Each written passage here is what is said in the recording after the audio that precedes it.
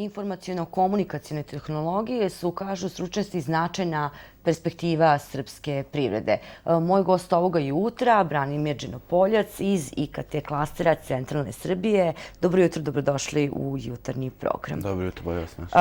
Vaš klaster je nedavno postao član većeg nacionalnog zapravo klastera u Srbiji. Koliko organizacija okuplja ta velika krovna organizacija i šta su njeni zadaci? Pa mi smo, da napravim malo uvod, 22. decembra prošle godine smo napravili konferenciju za novinare u Medija centru u Beogradu gde smo predstavili osnivanje Asocijacije srpskih klastera ASKA. Tom prilikom smo naravno upoznali javnost sa postojanjem takve krovne organizacije i cilj okupljanja jeste rad na poboljšanju klasterske scene u Srbiji. Cijela inicijativa je potekla još od ideje od neformalne mreže klastera koja se zvala Najbolji klasteri Srbije 2013. godine, koji su već tada počeli zajedno da sarađuju i da pojavila se ta potreba za nekim vidom saradnje i umrežavanja i te interklasterske saradnje praktično, znači saradnje među više klastera. Sad, posle par godina, posle 2 godine, sazrela je ta inicijativa i mi smo osnovali Asocijaciju srpskih klastera, skraćeno ASKA. Tu osnivači asocijacije su 7 jednih od najuspešnijih klastera u Srbiji. To je Vojvodina metalski klaster, klaster modne i odevne industrije iz Beograda, automobilski klaster Srbije i 4 IT klastera. To su IT klaster IKT mreže iz Beograda, klaster naprednih tehnologija iz Niša, Vojvođanski IKT klaster i naravno IKT klaster Centralne Srbije. Mi smo htjeli da osnovimo jednu asocijaciju koja će se baviti poboljšanjem klasterske scene u Srbiji i rješavanjem problema klastera. Mi želimo svojim primjerom da pokažemo da je to moguće i da klasteri mogu normalno da funkcionišu i da se razvijaju. Samo naših 7 klastera upošljava, znači članstvo naših 7 klastera zapošljava preko 30.000 ljudi, a sve te kompanije i članice koje su u našim klasterima ostvaruju godišnji prihod više od milijardu evra, od čega je više od polovine izvoz. Tako da mi želimo nekim našim primjerom i našim iskustvom, što domaćim, što internacionalnim, da osnovali smo asocijaciju koja će da se bavi upravo rješavanjem problema klastera u Srbiji. Neki od ključnih problema svih klastera u Srbiji jeste upravo nedostatak svesti o potrebama za ovakvom vrstom sinergije. S druge strane, ne postoji dovoljno menadžerskih kapaciteta u samim klasterima i znanja, a s treće strane, naravno, hroničan nedostatak finansijskih sredstava.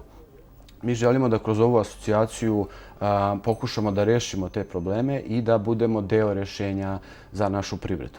Sad kada pričamo o IKT klasterima, dakle informaciono-komunikacionim tehnologijama, kaže se da je to tržište u principu vrlo perspektivno. Čak neki stručnjaci savjetuju da se započne biznis upravo u tom segmentu, da u Srbiji postoje mladi ljudi koji su vrlo obučeni za to, ali šta su problemi ove grane? Pa, problemi su pre svega nedostatak, jedan od gorućih problema je nedostatak kvalitetnih kadrova. S jedne strane imate onako jedan hroničnu visoku stopu nezaposlenosti, a s druge strane imate paradoks da u IT industriji nema dovoljno kvalitetnih ljudi. Trenutno ima 17.000 registrovanih programera, a treba ih otprilike i do 50.000, ne bi bilo malo i moglo bi sada da se uposle.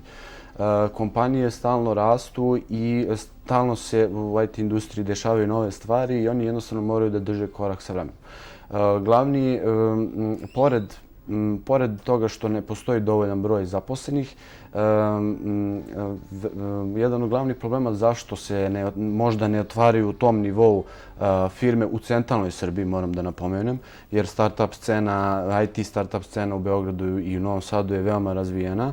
Tamo se rađaju startupi iz dana u dan, nove inicijative se stalno prave, a mi moramo sa naše strane u centralnoj Srbiji, i to je jedan od glavnih ciljeva za ovu i naredne godine, jeste upravo pokretanje te startup scene